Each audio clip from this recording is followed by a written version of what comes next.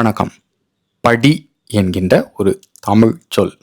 படி என்றதும் வாசல் படி நினைவுக்கு வரும்.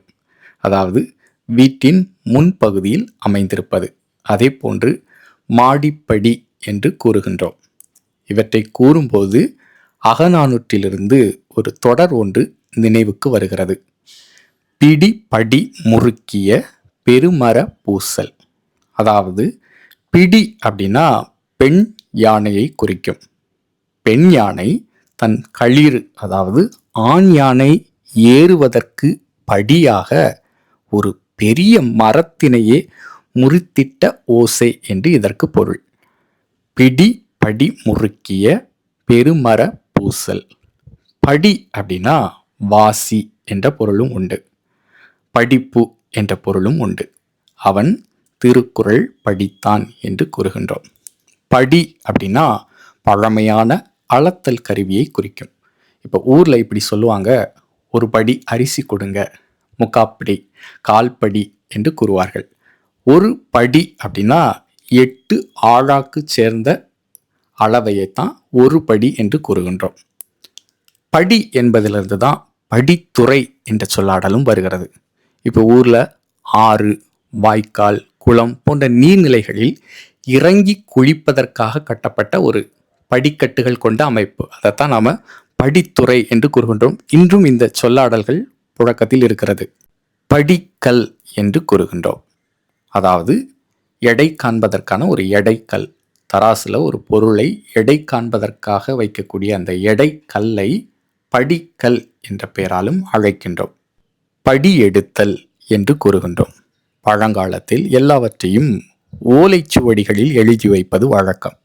இந்த ஓலைச்சுவடிகள் ஒரு குறிப்பிட்ட காலத்திற்கு பிறகு அழிந்துவிடும். அது அழிவதற்கு முன்பு புதிய ஓலைச்சுவடிகளில் எல்லாவற்றையும் அதை பார்த்து எழுதி வைத்துக் கொள்வார்கள். அதைத்தான் படி எடுத்தல் என்று கூறுகின்றோம்.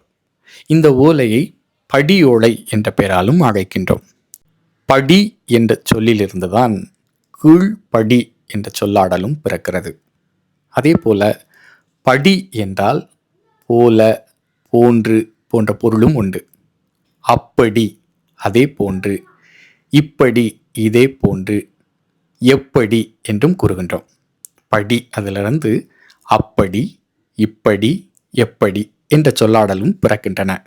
படி என்கின்ற சொல்லிலிருந்து படிவம் என்கின்ற சொல்லாடல் பிறக்கிறது. படிவம் அப்படின்னா தோற்றம் என்று அதற்கு பொருள். கம்பராமாயணத்தில் ஒரு தொடர் வருகிறது, திங்கள் பகல் வந்த படிவம் என்று. இன்று நாம கூறுகின்றோம் விண்ணப்ப படிவம். அதாவது சில தகவல்களை பதிந்து வைக்கக்கூடிய ஒரு தாள், அதைத்தான் விண்ணப்ப படிவம் என்றும் கூறுகின்றோம். படி என்கின்ற சொல்லிலிருந்து படிந்த என்ற சொல்லாடலும் பிறக்கிறது. அதாவது அந்த இடத்துல உறைந்து கிடக்கிறது என்று பொருள். பழனம் படிந்த படுகோட்டு எருமை என்ற தொடர் நினைவுக்கு வருகிறது. அதாவது வயக்காட்டில் படுத்து கிடக்கக்கூடிய ஒரு எருமை மாடு என்று நாம் கூறலாம். படி அப்படின்னா நிலம் என்ற பொருளும் உண்டு. திருக்குறள் ஒன்று இதற்கு சான்றாக அமைகிறது. படியுடையார் பற்று அமைந்த கண்ணும் மடியுடையார் மான் பயன் எய்தல் அரிது அப்படின்னு வருகிறது.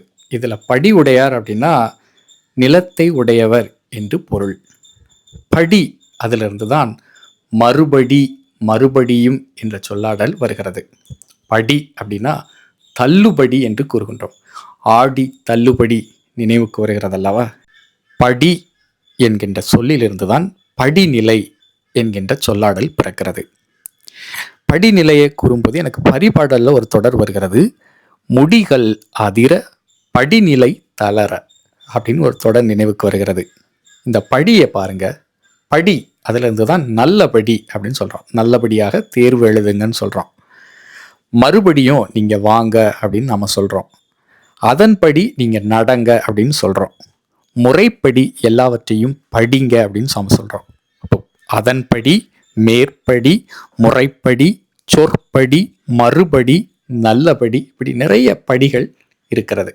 இந்த படிகளை வைத்து ஒரு பாடல் கூட இருக்கிறது. அந்த பாடலின் முதல் பகுதியையும் நடுப்பகுதியையும் உங்களோடு பகிர்ந்து கொள்கின்றேன். நூலைப்படி சங்க தமிழ் நூலைப்படி, முறைப்படி நூலைப்படி, கற்பவை கற்கும்படி, வள்ளுவர் கொள்கைப்படி, கற்கத்தான் வேண்டும் அப்படி, கல்லாதவர்கள் வாழ்வதெப்படி, அறம்படி பொருளைப்படி, அப்படியே இன்பம் படி, இறந்த தமிழ் நான்மறை பிறந்ததென்று சொல்லும்படி, அகப்பொருள் படி, அதன்படி புறப்பொருள் படி, நல்லபடி புலமை வருமென் சொற்படி, சாதி என்னும் தாழ்ந்தபடி நமக்கெல்லாம் தள்ளுபடி, சேதியப்படி தெரிந்துபடி, தீமை வந்திடுமே மறுபடி. அடடா, எத்தனை படி, அதற்குள் எத்தனை பொருள்! நினைக்கும் பொழுது வியப்பை தருகிறது. இந்த காணொளி உங்களுக்கு பயன்படும்படி இருந்தால் மற்றவர்களுக்கு பகிர்ந்து கொடுங்க.